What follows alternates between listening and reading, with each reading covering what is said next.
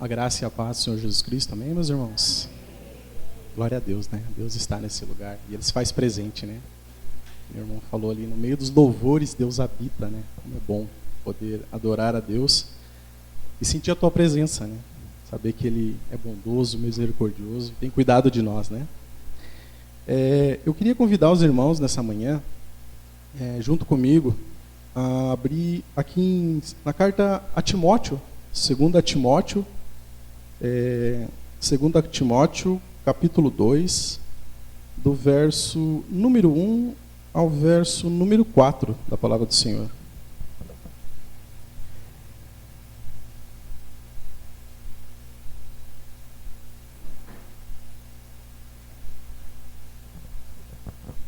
Amém?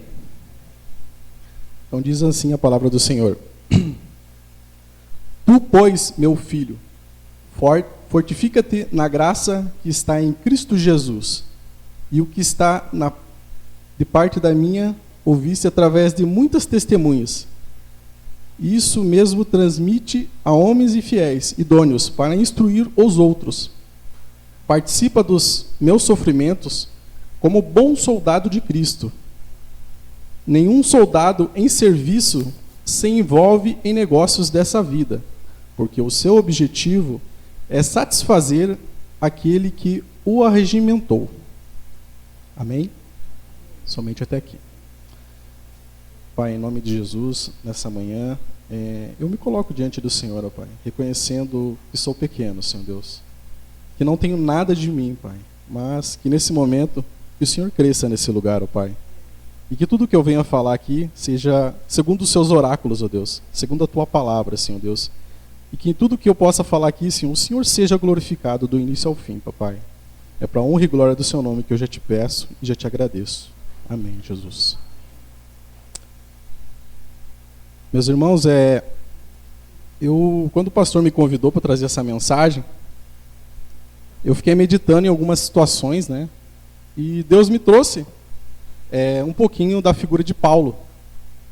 Paulo, ele, por muitas das vezes, ele usa esse tipo de figura de linguagem, falando sobre uma metáfora de um militar, né? Quando a gente entrega a vida a Cristo, eu acredito que a gente é convocado, né, a fazer parte desse exército. Um exército que não luta segundo a carne, mas segundo o Espírito que vive em nós. O Espírito Santo que nos fortalece. E é o Senhor que vai à frente das nossas batalhas. E eu fiquei meditando sobre o que trazer para a igreja, né? A gente vive em tempos tão difíceis, né? Não só como cristão, mas eu analiso que, embora a gente viva tempos difíceis, a gente não vive nem um pouquinho comparado com os irmãos que foram lá do passado, que foram perseguidos, que realmente foram pisoteados, esmagados, moídos, né? Assim como o nosso Cristo foi, por amor à mensagem da salvação. Então, nós vivemos numa liberdade tão grande que às vezes a gente não se dá conta. E às vezes, né, eu queria chamar os irmãos para pensar essa manhã aqui, à luz das Escrituras, do seguinte tema: as guerras da vida cristã nos dias atuais, né? Queria chamar os irmãos para a gente pensar sobre isso. Mas eu gosto de olhar muito essa figura de Paulo, porque inúmeras vezes Paulo, ele utiliza dessa figura, né, de militar de Cristo, né, lá em Efésios capítulo 6, do verso 10 ao 18, que é um texto bem conhecido dos irmãos. Quando Paulo vai falar sobre a armadura de Cristo, ele pega a referência ali do soldado romano, né, e ele vai falando ali sobre como a gente deve se portar nas nossas batalhas, que a gente deve se revestir, as armas nossas, como são as nossas armas, como soldado de Cristo. E depois lá em Timóteo também, eu acho muito legal que ele, 1 Timóteo 18, né, ele exorta Timóteo, ele fala assim, ó: este mandamento te dou, meu filho Timóteo, que segundo as profecias que houve acerca de ti, milites por essas boa milícia. Né? Paulo aqui, ele exorta Timóteo a batalhar, né, mantendo a consciência da fé. Usando também novamente esse termo. É muito legal ver as cartas do apóstolo Paulo. Ele analisa, a maioria das vezes, ele manda uma palavra de motivação e ele usa a figura do militar. Então, assim, é muito interessante olhar à luz da Bíblia e a gente entender que nós estamos num exército. Nós fazemos parte do exército de Cristo. A partir do momento que nós damos um passo de fé e confiamos no nosso Senhor Jesus Cristo, nós entendemos que a nossa batalha é outra agora. É muito diferente da batalha do mundo aí, né? O mundo está um caos, né? Dia após dia a gente ouve falar de guerras, né? O homem brigando pelo poder, por posições. Mas, à luz das Escrituras, qual é o nosso papel nas guerras da vida atual dos dias como cristão? As nossas guerras. E eu gosto muito dessa parte que eu acho que, provavelmente, eu não sei se todos os irmãos já foram em algum velório de cristão, e a turma costuma colocar muito essa frase em lápide de túmulo. Está lá em 2 Timóteo 4, 7, 8, que ele fala assim, ó: combati o bom combate, terminei a carreira, guardei a fé. Agora me está reservada a coroa da justiça, que o Senhor, justo juiz, me dará naquele dia. Não somente a mim, mas também a todos os que me amam a sua vinda. Então, assim, Paulo fala, combati o bom combate. Paulo não fala que ele ganhou. Ele fala, eu combati. E é isso que Deus me faz pensar essa manhã. Se de fato a gente tem combatido o bom combate como cristão de Deus. Paulo é um exemplo bíblico de um homem fiel a Deus, que quando ele usa essa expressão do militar, ele está querendo passar essa questão de você ter compromisso, de você ter um foco. Eu acredito que eu tenho 2 exemplos de irmãos aqui que falam muito sobre a vida militar, que é o irmão João e que é o irmão aqui, né? Também fala muito sobre essa coisa de vida militar, e os irmãos conhecem bem isso. Eu, quando adolescente, eu fui escoteiro, e no escoteiro também ensina muito sobre isso, né? Sobre compromisso, sobre prestar reverência. Claro que é para homem ali, continência, né? Mas para Deus, apontar isso para Deus, fazer realmente o nosso melhor, não perder o foco, estar vocacionado, direcionado. E eu acho, assim, olhando para a luz das Escrituras, isso tem faltado para a gente nos dias de hoje. E quando eu falo para a gente, eu me incluo nesse pacote. Porque a gente sabe, né, como um bom militar de Cristo, a gente sabe a nossa responsabilidade, a gente sabe a nossa missão, mas muitas das vezes as coisas desse mundo acabam nos afastando do nosso foco, né? Ele fala aqui, ó, eu acho muito legal o que eu li aqui, no 2 Timóteo 2, né? Ele fala assim no verso 4 aqui, ó: nenhum soldado em serviço se envolve em negócios dessa vida, porque o seu objetivo é satisfazer aquele que o regimentou. Quantas pessoas começaram com um foco em Jesus, que a gente conhece, né? E às vezes a gente é assim também, é levado. Começa com um foco em Jesus, e aí a gente esquece da nossa missão, acaba abortando a nossa missão, né? Nós vivemos num tempo que as pessoas querem poder. Até isso entrou para dentro da igreja, lamentavelmente. E aí nós vivemos num país onde nós temos megas de igrejas, church, né? Churches, igrejas, cheias, lotadas. Mas muitas das vezes a mensagem que vem ali nos dá a entender que muitos perderam o foco, né? Não se fala mais de salvação, não se fala mais de eternidade, se fala em coisas dessa vida. Venha para Cristo, que Ele vai te dar, que Ele vai fazer isso. Isso tem matado a igreja. A perca de foco como bom soldado de Cristo.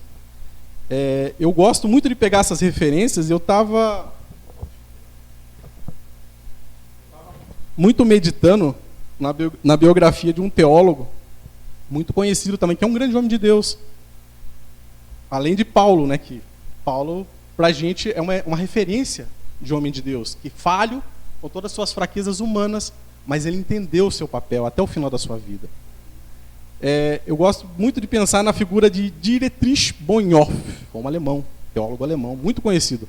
No meio acadêmico a gente costuma falar mais Bonhoeffer, que é um nome alemão, é muito duro de você pronunciar. Eu não sou muito bom com essa língua, né? Então eu vou falar Bonhoeffer para vocês. A história e a biografia desse homem de Deus, ela narra que ele nasceu em 1906, né?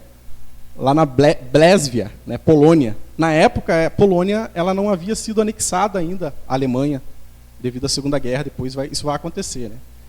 E a história de Bonhoeffer, ela é inspiradora para a gente. Ele foi considerado, inclusive, é um dos grandes teólogos do século XX. Quem tiver a oportunidade, acho que tem um vídeo, se não me engano, um filme chamado Agentes da Graça, que conta um pouquinho da biografia dele. E tem um livro que ele deixou, que fala sobre, o nome do livro é Discipulado. Então ele narra muito isso da graça barata, do compromisso do cristão nessa terra, né? Mas a história de Bonhoeffer, ela é inspiradora como homem de Deus. Embora, que nem eu estou falando para vocês, um homem falho, sujeito a todas as falhas que nós temos. Mas Bonhoeffer, desde pequeno, ele já demonstra essa vocação. A biografia dele narra que, com 8 para 9 anos de idade, ele ganha uma Bíblia de presente do irmão dele, que havia falecido. Ele acaba vindo a falecer durante a guerra, né? Ele luta na Primeira Guerra Mundial. E ele cresce com aquela Bíblia ali como algo que vai tratando a vida dele, inspirando ele. E a mãe dele era uma mulher muito temente a Deus. Inclusive, o irmão João estava falando sobre as mulheres do lar, né? Os exemplos de mulheres que nós temos no lar. E a mãe de Bonhoeffer era um exemplo de mulher piedosa. Ela cresceu muito na doutrina dos famosos moravianos. Os missionários moravianos, eles têm alguns testemunhos muito lindos, assim, que eles se vendiam como escravos para pregar o Evangelho. Eles abriam mão da sua vida liberta, mas por causa da pregação do Evangelho. E a mãe dele, uma mulher muito piedosa, ensina ele, desde pequeno. O pai dele não era cristão. O pai dele, se eu não me engano, era um psicólogo. Se eu tiver errado, depois me corrijam no final. Mas o avô dele era um teólogo, homem também de Deus. E ele cresce ali naquele lar cristão, com aquela mãe piedosa, ensinando para ele que era necessário ter uma vida piedosa, de oração, de devocional com Deus, de busca com Deus, de entender a vontade do Senhor. E ele muito cedo já quer estudar teologia. Com 15 anos de idade, o cara, não, eu quero isso. Eu quero estudar teologia. E com 23 anos, o cara já era doutor na área. E assim, a história dele é muito bonita, porque assim, ele era um cara que ele gostava muito do ministério infantil, voltado para o trabalho infantil. E ele sai da Alemanha, né, vai para os Estados Unidos, faz alguns trabalhos lá também, é reconhecido lá fora como um grande teólogo. Só que ele está num momento da história ali da Alemanha em que Adolf Hitler ainda vai chegar ao poder. O Führer, né, como era o título que davam para ele. E Bonhoeffer, ele vai nas rádios e ele começa a pregar contra a tirania do nazismo. Só que o mais triste dessa história, meus irmãos, isso é uma coisa que nós não podemos tirar dos anais da história, que a igreja reformada na Alemanha, naquele momento da história, ela estava abraçando o Führer, o nazismo. Estava concordando até com membros que faziam parte do Partido Comunista, nazista, né? Partido nazista. Então, assim, Bonhoeffer, ele levanta uma igreja ali, o nome da igreja era uma igreja confessional, em que todos os membros tinham que declarar ali no que eles criam, mas ele prega contra o nazismo. Indo contra a maioria do sistema, né, gente? E ele é alertado que mais cedo ou mais tarde aquilo poderia custar caro para ele, mas ele não desiste da causa do Evangelho, de falar que aquilo não condizia com a verdade de Cristo. Que aquela visão de idolatria do Messias que estavam transferindo para Adolf Hitler iria ser perigoso para a Alemanha. E ele começa a bater contra aquela geração. Imagine você, ele e alguns amigos começam a resistir ao regime. Então, assim, olha só que situação de guerra praticamente, depois a gente vai entender um pouco da história. Ele resiste a isso, falando da graça de Cristo. Falando que, protegendo os judeus que estavam sendo perseguidos, massacrados. Então, isso, ele saindo para fora, ele começa a ir para outros países e ele começa a pronunciar, o que está acontecendo na Alemanha é dessa maneira, começa a denunciar o que estava acontecendo na Alemanha. E aí avisam ele, não volta para a Alemanha, que ele poderia ter ficado fora da Alemanha naquele momento que começa a subir o regime nazista. Ele fala, não, eu vou voltar, porque o povo precisa de mim, eu seria um covarde se eu, nesse momento que o meu povo mais precisa, eu renunciasse a isso de estar lá para ajudar eles. E ele volta, ele levanta um seminário, e nesse seminário ele inclusive faz uma das maiores obras dele, que é o Discipulado, um livro muito bom. E é claro, né, a consequência veio. O seminário dele é fechado, ele é preso. E a história de Bonhoeffer, ela fica mais bonita ainda, porque os grandes homens de Deus, ele Inclusive, ele é acusado de conspirar contra o regime. É uma parte da história que é meio confusa se a gente não olhar que ele era um homem falho também, como todos nós. Mas ele cria piamente que, como soldado de Cristo, ele não poderia recuar naquele momento ali, que o povo precisava, que os jovens estavam cegos na figura do Adolf Hitler.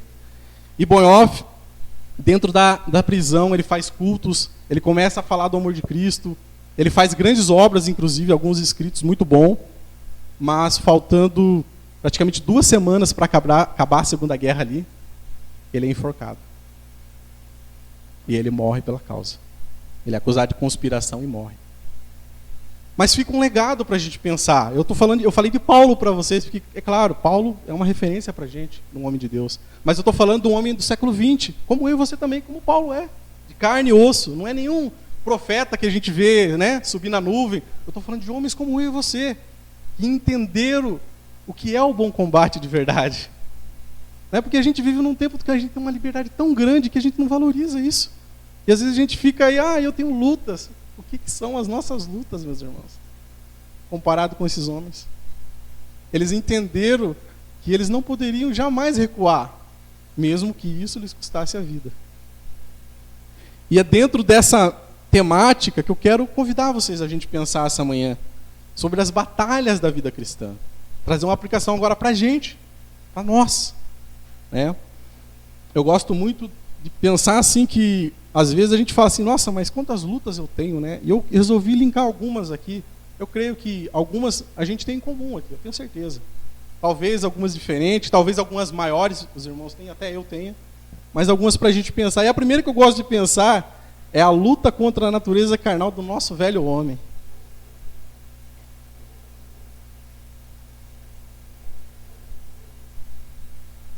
Eu tive um desarranjo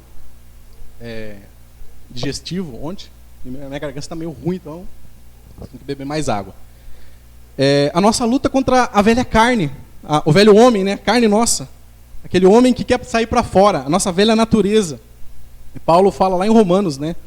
Capítulo 7, do 19 ao 24, ele fala assim, pois não faço o bem que quero, mas justamente o mal que não quero fazer é o que faço.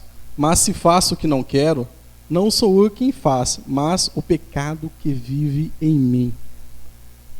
Paulo, ele entendia que, embora ele estivesse diante do nosso Cristo, a sua vida entregue a ele como bom servo, como bom militante, né, ali no exército de Cristo, ele entendia que ele ainda tinha as lutas internas, e é que todos nós temos.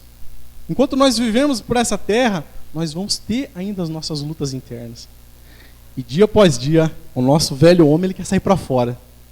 Como o nosso velho homem nos confronta, né? E não pense para mim que é fácil subir aqui e falar disso. Porque eu também não sou perfeito, meus irmãos. Eu sou homem como todos nós. Tenho muitas falhas que eu falo, Senhor, tem misericórdia de mim. Porque antes mesmo de eu subir aqui e falar, eu peço, Senhor, que eu não seja reprovado por aquilo que eu prego. Porque nós vivemos num tempo tão difícil que a gente vê tantas pessoas midiáticas fazendo vídeos e falando na internet, arranjando muitos seguidores, mas o cara prega hoje, daqui 2, 3 meses, ele é reprovado. E aí ele acaba frustrando que muitas pessoas, elas veem a referência. E nós, né, o irmão fala aí, é um texto muito conhecido de Tiago, né, que a gente não queira ensinar, porque é uma grande responsabilidade, meus irmãos, subir aqui e falar de Jesus, para muitos parece bonitinho, mas não é, meus irmãos. Hoje eu me converti com 23 anos, esse ano eu vou fazer 41 anos. Eu falo, Senhor, toda vez que eu vou pregar, eu sinto uma luta antes de vir trazer a mensagem. Eu sinto aquele frio na barriga de estar aqui falando. Mas eu sei que isso mostra a minha dependência do Senhor, porque eu sou falho. Às vezes a gente não consegue comunicar até mesmo a mensagem de uma maneira bonita, que chegue ao coração. Que às vezes o cara fala muito bonito, tal, mas às vezes não é uma mensagem da carne. E às vezes na simplicidade que Deus nos usa. Né? E às vezes a gente fala, eu vou chegar lá e vou pensar em falar isso, mas Deus fala, não, vai nesse caminho que é isso que eu tenho para a igreja. Porque a gente não pode andar segundo a nossa carne. A nossa carne, ela é rebelde, né? O nosso velho homem o tempo todo ele quer pôr para fora.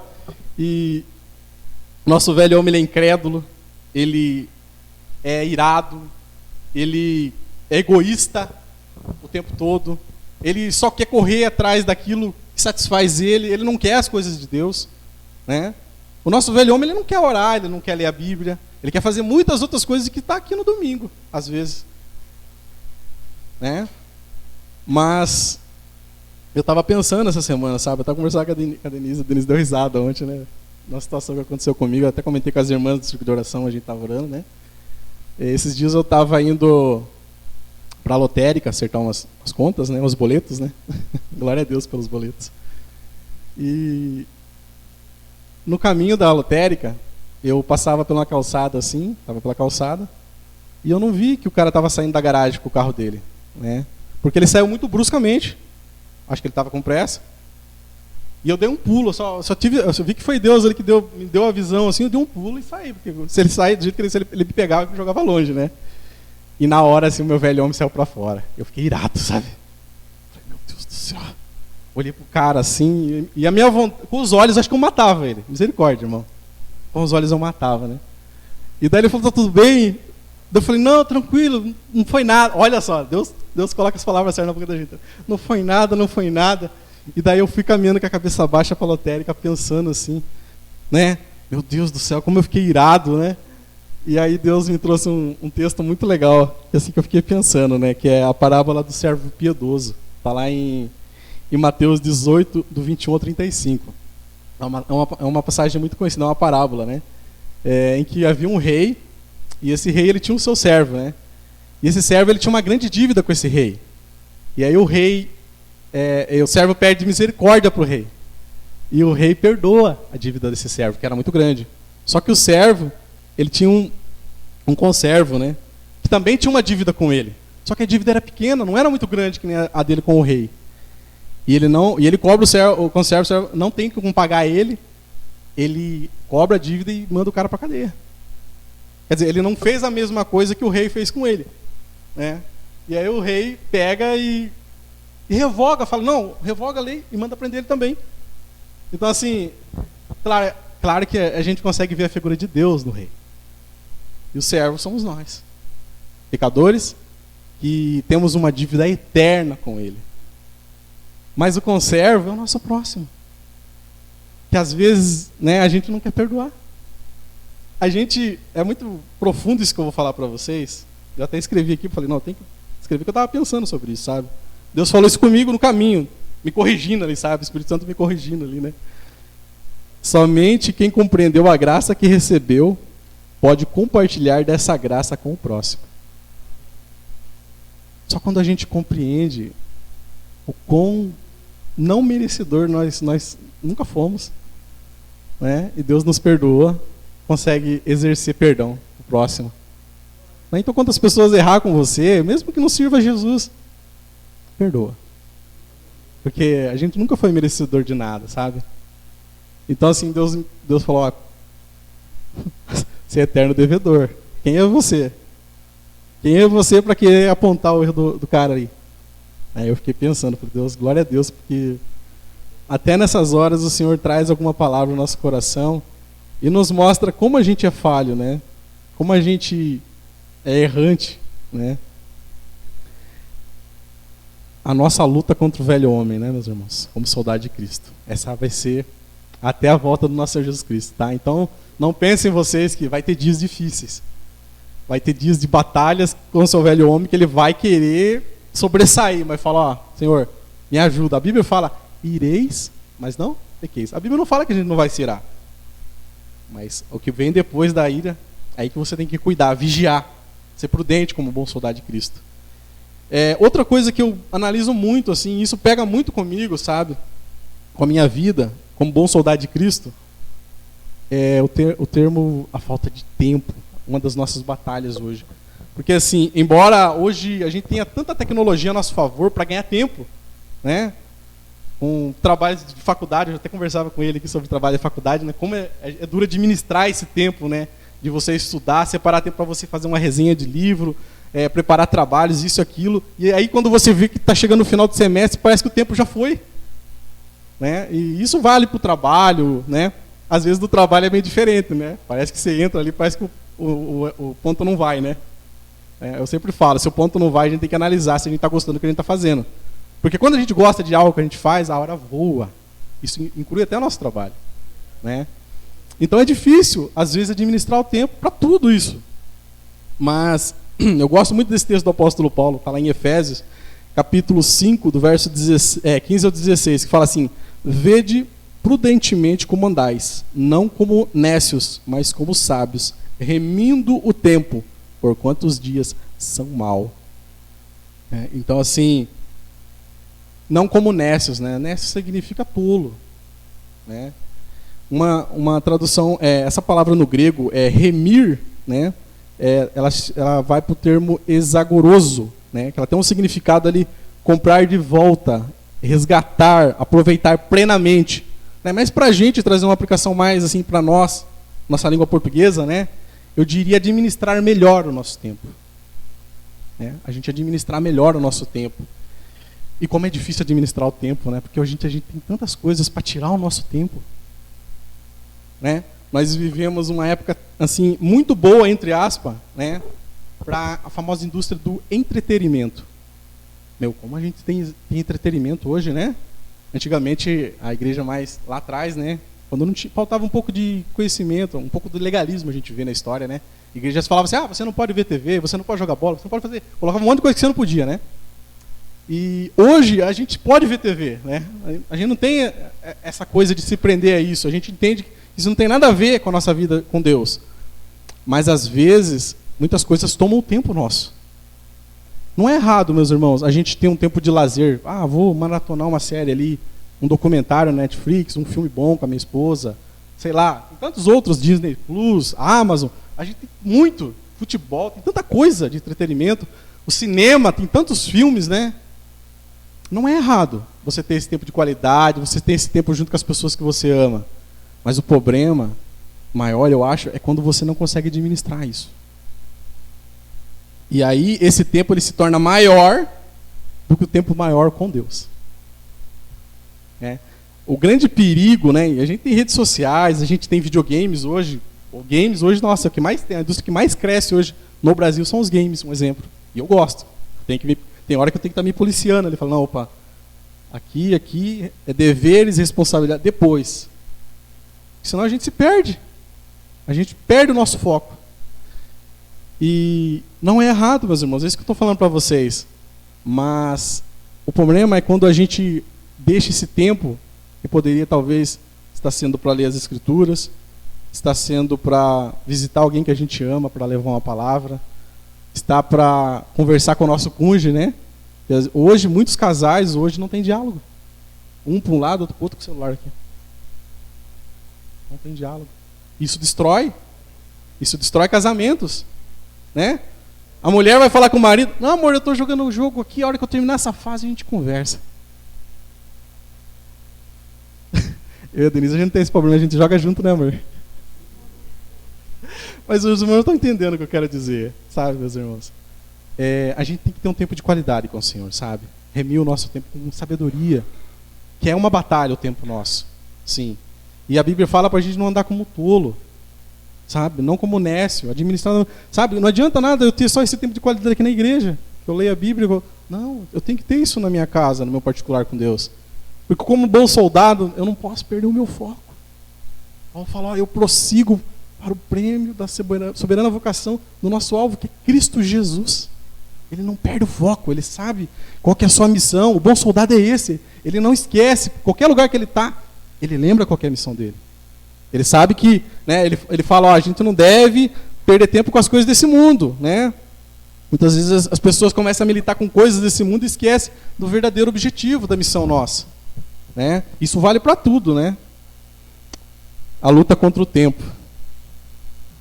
Deixa eu caminhar com os irmãos aqui.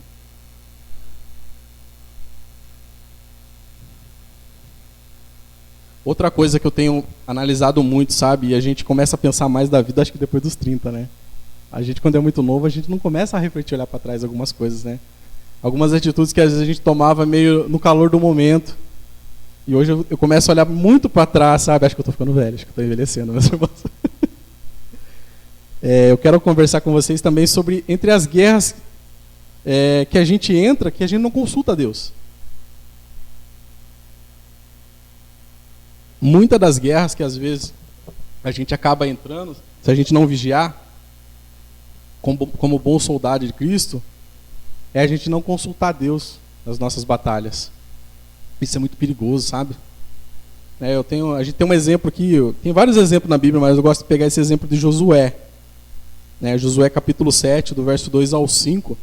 Quando os irmãos puderem ler, leia em casa essa passagem. Josué capítulo 7, do 2 ao 5. Que narra que eles tinham acabado de vir de uma grande vitória contra Jericó. E ganhar de Jericó naquela época é só mesmo pelo milagre de Deus, viu? Não era possível, por qualquer estratégia militar que você tivesse, ganhar de Jericó naquela época. Foi um grande milagre, né? Tá lá e a gente sabe disso, né? Mas o engraçado dessa história, sabe o que é? Que ele tinha acabado de vir de uma grande vitória, o povo de Israel. E eles vão para enfrentar uma cidade que era muito mais fraco militarmente que Jericó. E ele manda os seus espiões ali olharem, sondarem a cidade. E eles voltam todo alegres, né?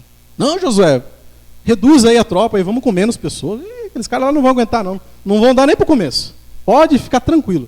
Só que Josué confia nos homens. Não vai consultar Deus. Deus, Senhor, o que o senhor acha? E eles vão. E eles voltam correndo e alguns homens morrem. Eles passam vergonha. Aí Josué, né? O povo fica tudo apavorado, né? Aí Josué vai lá, rasga as vestes, começa a chorar. Senhor, mas o senhor falou que o senhor é comigo. Né? E aí Deus mostra para ele que havia algo errado ali no meio do povo. Que eles estavam em desobediência e que precisava corrigir primeiro para ir para aquela batalha. E às vezes a gente é assim. Às vezes a gente pega a batalha que não é nossa. A Bíblia fala, né, que está em Provérbios, né, como tolo, né, é aquele que se mete em discussão alheia, né, como se colocasse a mão na boca do cachorro bravo. É um Provérbios que fala isso, é muito profundo, né? E às vezes a gente compra batalhas que não são nossas. A gente, ano que vem, olha, misericórdia, a gente está chegando em 2026, né, ano de eleição. Misericórdia, né, meus irmãos? Quando chega a época de eleição nesse país, as redes sociais, nossa, dá vontade de não olhar assim. Eu tenho meus parentes, então eles ficam... Nossa, eu falo, Senhor, não vou olhar. Às vezes eu prefiro, sabe, passa para frente assim. Porque começa uma batalha, uma militância de defender A ou B. Gente, a gente não pode colocar nossas esperanças no homem. A gente esquece disso. Até a gente como cristão, às vezes a gente coloca tanto... porque aquele governo que vai subir lá vai fazer isso. Gente, é o homem, é ser humano. O único governo perfeito é de Jesus. É só Jesus que pode mudar essa nação. É só Jesus que pode varrer a corrupção desse país. A imoralidade sexual, sabe? Tantas coisas que têm ofendido o Senhor no nosso país. Só Jesus pode varrer. E às vezes a gente é assim, sabe? A gente compra brigas sem consultar a Deus. Senhor, o que o Senhor acha disso? Aí depois que o negócio vira uma coisa tremenda, lá aquela bagunça, né? Ai, Senhor, me ajuda, me socorre. Mas a gente não consultou Deus lá atrás. Eu falo de mim, tá? Eu só falo de mim também. Eu me incluo nesse pacote. Não pensem vocês que eu não erro, não. Sabe? Recentemente saiu uma notícia, né? Uma notícia bem trágica, assim. Eu li essa notícia e eu fiquei assim chocado, sabe? Ela se tornou muito pública. A notícia, ela falava da seguinte maneira: é a história de um fato, né? Que aconteceu em BH. Um advogado com 43 anos, ele foi para BH para prestar concurso para delegado da Polícia Militar. Então ele foi para a cidade e ele não serve a Jesus. A gente vê pelas atitudes, né? Mas é um exemplo do ímpio para a gente aplicar para a nossa vida também. A gente tem que aprender com exemplos para a gente não entrar em certas situações. E ele vai e sai para uma noitada com um amigo dele ali. E na praça de BH, que diz que é uma praça muito famosa lá, está um casal. Só que o casal está numa crise, o casal de namorado estão em crise. E a mulher quer terminar com o marido, a namorada, né, quer terminar com o namorado. E as câmeras até pegaram algumas imagens assim, em que o momento que ela começa a confusão com o cara e ela empurra o namorado assim, né, e a hora que ela empurra em público, ele segura na bolsa que ele quer pegar o celular e a chave do carro para ele ir embora. E aí ela fala que ele está agredindo ele, parece, segundo o comentário da narrativa ali. E aí o cara que estava passando advogado, o que ele pensou? O cara tá atacando a mulher, está agredindo, eu vou lá socorrer, né? Vou interferir. Ele parou, pediu para o Uber parar e foi. Abraçou o cara. A hora que ele abraçou o cara, um terceiro jovem de 25 anos que passava por ali, como ela gritava, socorro, estou sendo assaltado e coisa e tal. Olha só a situação. o jovem veio, quando viu o advogado agarrando o marido, o namorado, veio e desferiu 3 facadas assim no advogado e caiu morto. Olha que fatalidade. O cara tentou fazer o bem, uma situação que ele não entendia, ele achou, né, pelo grito ali. O outro que passou, comprou a história também, entendeu mal.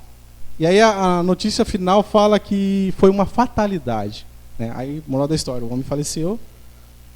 O outro foi preso por assassinato. Então, assim, era uma guerra que não era dele. Era uma batalha que não era dele. Para vocês verem, hoje em dia a gente vive um tempo que até quando a gente tenta fazer o bem, a gente pode sair mal. E não é errado você fazer o bem, socorrer as pessoas no momento de apuro. Pelo contrário. Mas nós temos que ter discernimento. Há muitas brigas, até briga de casal, que piorou, né? Porque daí o casal briga ali, você entra no meio, dá um palpite para um lado, aí depois eles voltam e você fica como ruim. Acontece muito, né? Então assim, a gente tem que tomar cuidado com antes de entrar em qualquer coisa, consultar a Deus nas nossas batalhas, sabe? Isso vale para tudo, até para fazer o bem. Né? A gente tem muitos exemplos, né, irmã? A irmã gosta de fazer o bem, a gente sempre conversa sobre algumas situações que a gente passa, né? Às vezes, para tentar fazer o bem, a gente acaba saindo mal. Então a gente tem que ser vigilante, sabe? Ter discernimento, né?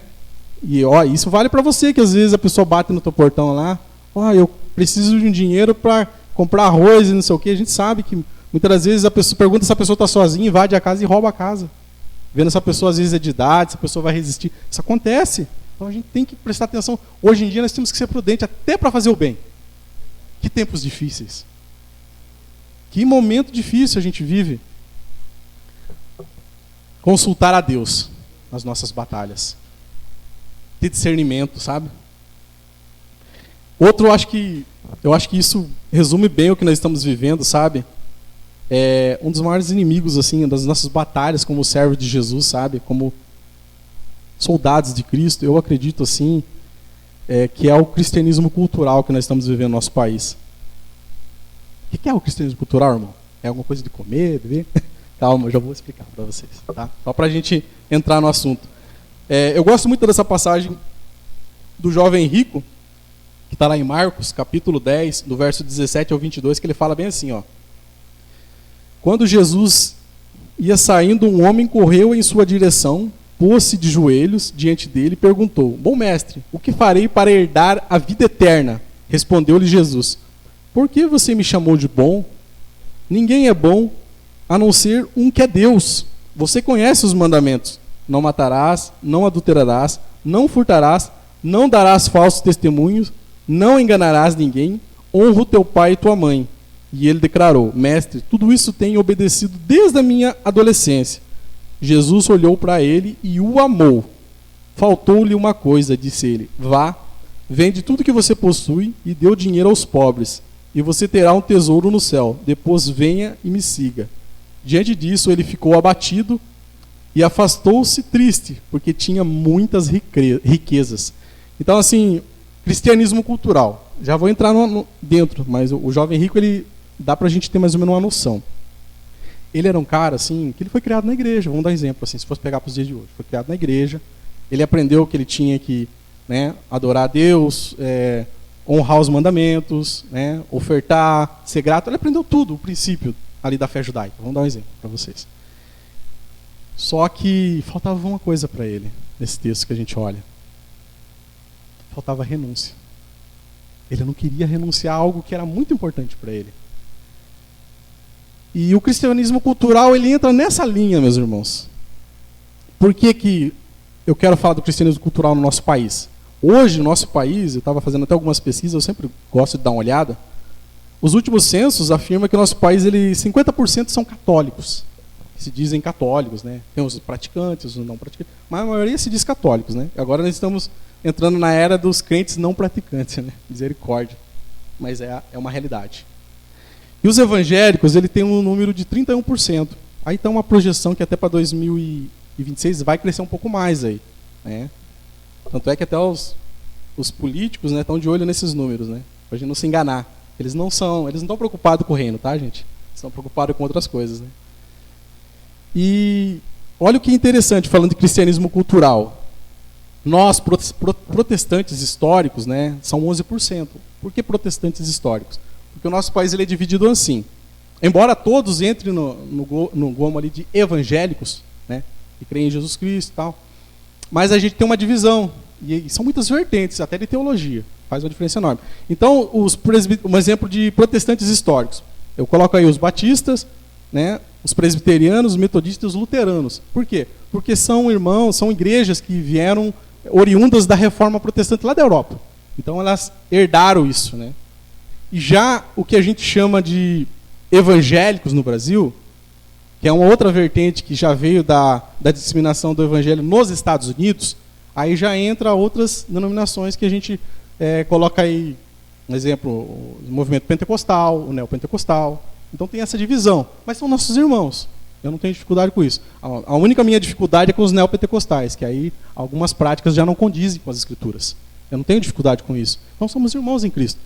Mas olha que interessante quando a gente fala de reforma. A reforma, algum fruto da reforma para a gente olhar. A reforma, ela transformou a Europa. Alemanha, Suíça, Inglaterra, né? Holanda, Escócia. Inclusive, um dos países mais ricos do mundo hoje, considerado um dos melhores lugares para se viver, é a Suíça. Mas tem coisas ali da reforma, oriundas da reforma. Né? Qualidade de vida. Então, assim, a reforma tem coisas boas, porque o que os reformadores entendiam? E como servos de Jesus, tinha que transformar a cultura do lugar. Abria-se mais faculdades de ensino, as pessoas aprendiam mais, as pessoas começavam a ler a Bíblia, as pessoas eram educadas, as pessoas aprendiam a colocar leis que realmente agradam a Deus. Né? Inclusive a escravidão ela foi abolida graças a alguns homens de Deus, que lutaram por essas reformas, do que era justo. Paulo vai tratar isso um pouquinho também, falando sobre o escravo lá. Né? Mas a reforma ela trouxe frutos bons. E aí eu paro para pensar assim, meus irmãos, falando de cristianismo cultural. Tá? Ó, vamos analisar assim. Nós temos um país muito enorme, que a maioria se diz evangélico, mas a gente não vê mudança. A gente vê uma corrupção tão grande. A gente vê tanta injustiça social no nosso país, tantas pessoas, né, querendo se dar bem, né, tirar proveito do próximo. Então aí fica aquela pergunta: o que nós estamos fazendo pelo nosso país como soldados de Cristo? O que nós estamos acrescentando à nossa sociedade? Ou será que a gente só está ficando num cristianismo de boas falácias? De que maneira a gente tem influenciado o ambiente onde a gente está? O trabalho, a escola, os nossos familiares, as decisões no seu bairro. De que maneira positiva a gente tem influenciado isso? Ou a gente vai ficar naquela história que, lamentavelmente, tem acontecido hoje, de igrejas que se dizem evangélicas destruindo terreiros. Imagina, onde Deus falou que eu tenho que ir lá destruir o terreiro de Umbanda. Uma falta de respeito até. Jesus nunca impôs nada. Jesus nunca impôs nada. Nós vivemos um tempo de um evangelho de jihad gospel. E agora só porque o cara não crê da maneira que eu quero brigar com o cara. Quando Jesus ele nos ensina que não é pelo Espírito, é o Espírito que convence. Nós temos que respeitar, aprender a respeitar a diversidade do nosso país, mas não perder a referência nossa, sabe? Então, esses homens que eu citei, Paulo, Bonhoeffer, eles entenderam o papel deles como servo de Jesus, como bom soldado na sociedade, que eles tinham que transformar a sociedade, porque a sociedade ela tem muitas práticas carnais, anticristã, mas nós temos que ser o sal da terra, a luz do mundo, dar gosto para esse mundo, fazer a transformação, e isso é responsabilidade minha e sua. Está lá no emprego, lá eu vivi isso. Como gerente, quantas propostas eu recebia para me dar bem? Olha, coloca a minha marca lá na frente da loja, lá, eu te pago tanto por fora. Eu falava, não é isso. Se a minha diretoria da empresa falou que é assim, eu não vou ganhar um suborno, entre aspas, que é isso, né? Para favorecer a A ou B. Sabe? Aí os caras falam, pô, mas você é chato, hein? Eu falo, não é, meu amigo. Eu tenho normas aqui e eu prefiro fazer o correto. Ah, mas fulano de tal loja aceitou. Bom, se ele aceitou, aí é ele, mas eu não vou aceitar. Sabe? A gente não tentar se dar bem, sabe? Fazer as coisas da maneira correta, né? Fazer a diferença no lugar que a gente está. Pode parecer chato. Nossa, que cara chato, né? Para eles é chato, porque eles não entendem o nosso dever como cristão. Nós temos muita responsabilidade. Como bom soldado de Cristo, as pessoas estão olhando em você. Você é espelho onde você mora, na sua família. Né? Você vai para suas batalhas lá no meio da sua família. Qualquer que seja a sua batalha, você é espelho, as pessoas estão olhando em você. Então, essa é uma batalha que o nosso país precisa mudar muito, sabe? Porque o que é o cristianismo cultural? O cristianismo cultural é pessoas que hoje em dia abraçam a nossa fé se dizendo cristão, mas não querem renunciar. Volta e meia você vai falar, artista tal batizou. Fala, nossa, glória a Deus, que legal, né? Ele vai influenciar muita gente. Aí você vê que as atitudes do cara não condizem. Porque ser cristão no nosso país hoje é bom para o marketing. É bom para o marketing, é bom para a marca. Mas abraçar a fé cristã não é só abraçar as partes boas. Que bonitinho, olha, estava na igreja, né? Não é só abraçar a parte boa. Tem a parte da renúncia. É o que muitos esquecem. E aí o nosso cristianismo acaba caindo no escárnio. Né? Aí você fica ouvindo algumas notícias que é tão triste, né? Ah, igreja tão grande agora criou uma área VIP só para celebridades gospel. Quando a palavra fala que todo mundo no culto é igual. Não tem privilégio, que ninguém é melhor que ninguém. Se chegar um político aqui, se chegar qualquer que seja a figura, eu vou tratar ele como todo mundo. Ninguém é diferente. Ah, mas fulano tem mais posse para dar um dízimo. Todo mundo é igual no corpo de Cristo. Tiago fala sobre isso, sobre fazer acepção daquele que chega com anel de ouro, daquele. Lamentavelmente nós vivemos isso hoje, as pessoas fazendo acepção. Então, um cristianismo cultural é esse, meus irmãos. Pessoas que abraçam a fé, meia boca, né? Lamentavelmente, mas que não querem renunciar. O jovem rico não queria renunciar aos seus bens e posses. E Jesus estava chamando ele para uma missão tão boa, que era ser discípulo dele. Talvez Deus vai requerer coisas de você que para você é tão bom. Você fala, puxa vida, mas é tão bom. Aí Deus fala, mas de você eu vou requerer isso. E eu quero renúncia. Porque ainda existe o evangelho de renúncia. A gente não pode se iludir.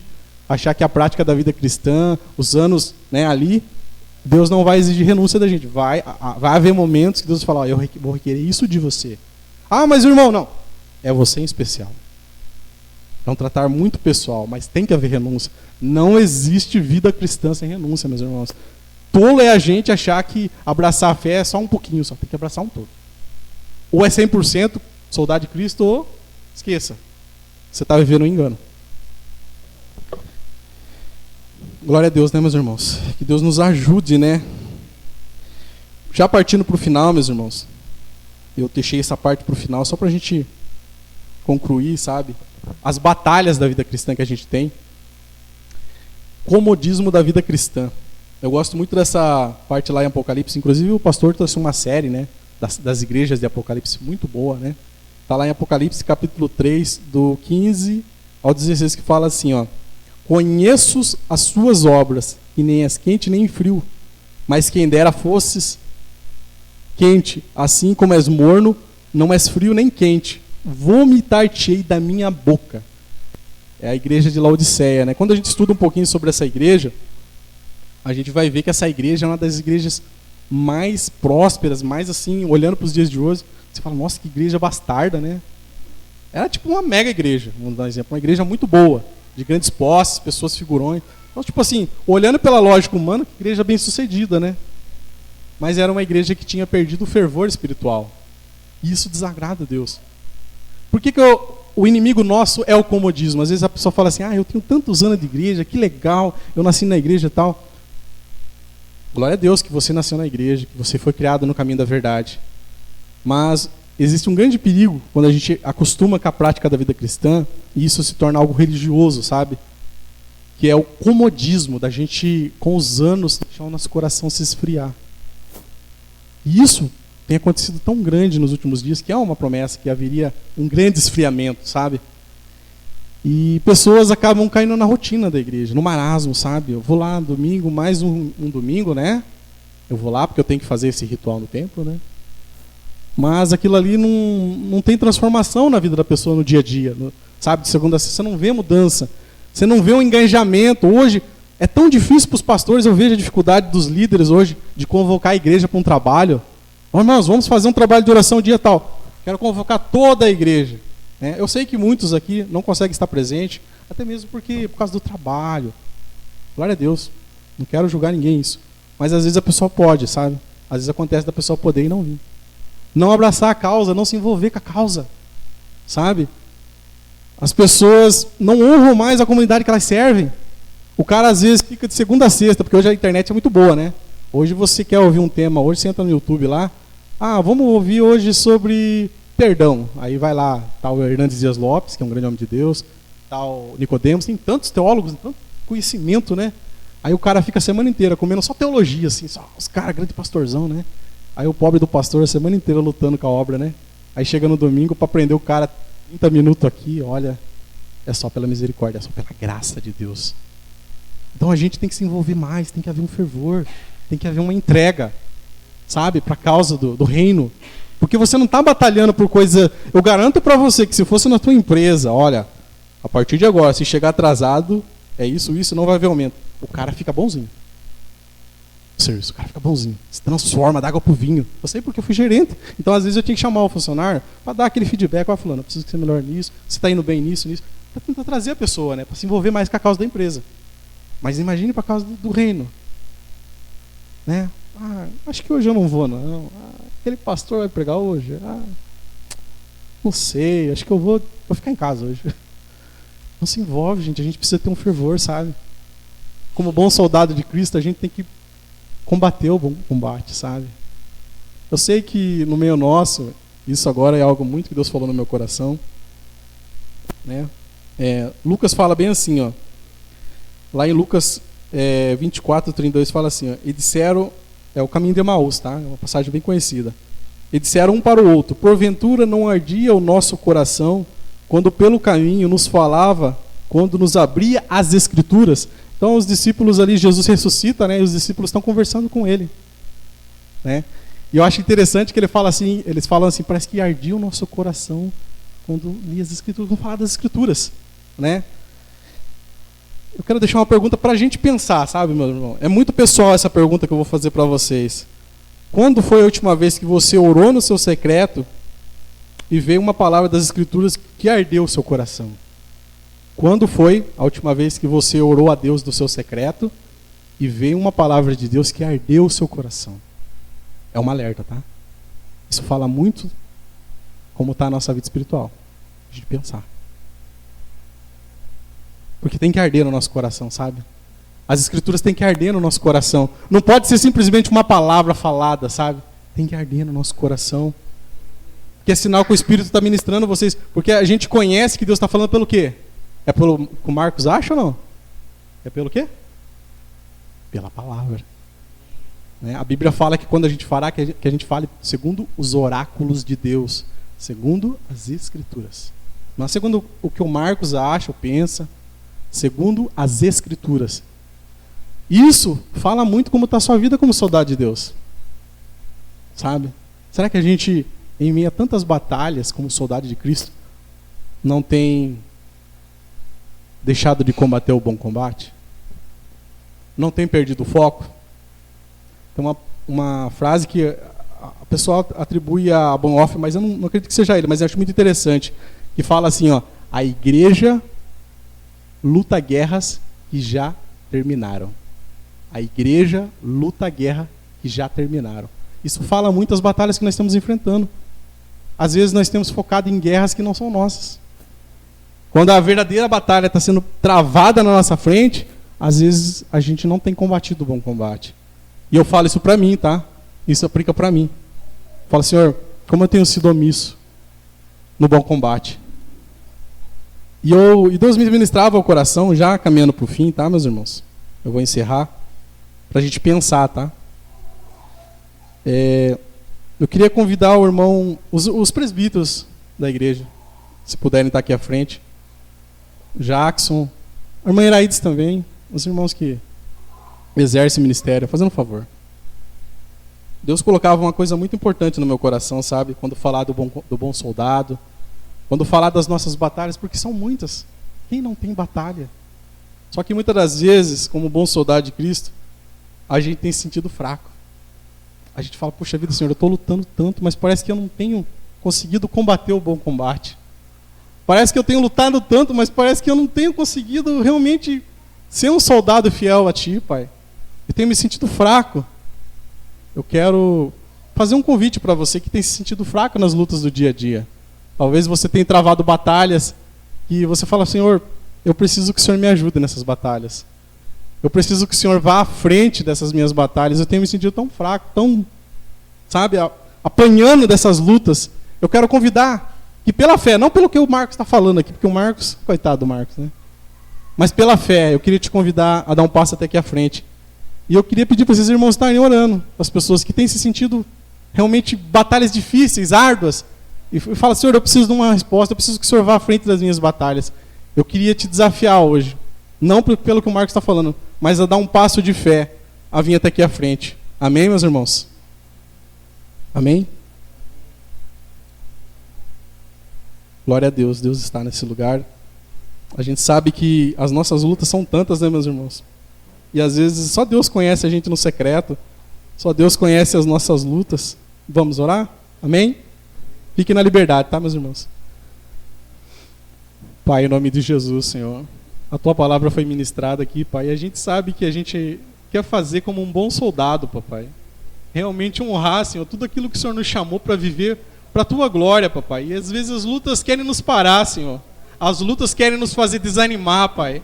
Mas em nome de Jesus, ó Pai, que através dos meus irmãos o Senhor esteja renovando vidas aqui essa manhã, Papai. O Senhor esteja renovando, Senhor, fortalecendo esses irmãos nas suas lutas, ó Pai, nas suas provações, nas suas dificuldades, ó Pai, indo de encontro com cada causa, Senhor, que eu desconheço, mas o Senhor conhece, Senhor, cada coração, o desejo de cada coração, e que nós possamos, ó Pai, como bom soldado de Cristo, Senhor, não perder o foco, Deus, mas estar vocacionado para aquilo que o Senhor nos chamou, Deus, para ser uma igreja viva, Deus, avivada, Deus, uma igreja que transforma, Deus, uma igreja que não perde o foco, Deus, mas que em todo tempo o Senhor seja glorificado, Deus, em nome de Jesus que eu te peço, Papai, e eu já te agradeço, para a honra e glória do Senhor Jesus. Amém.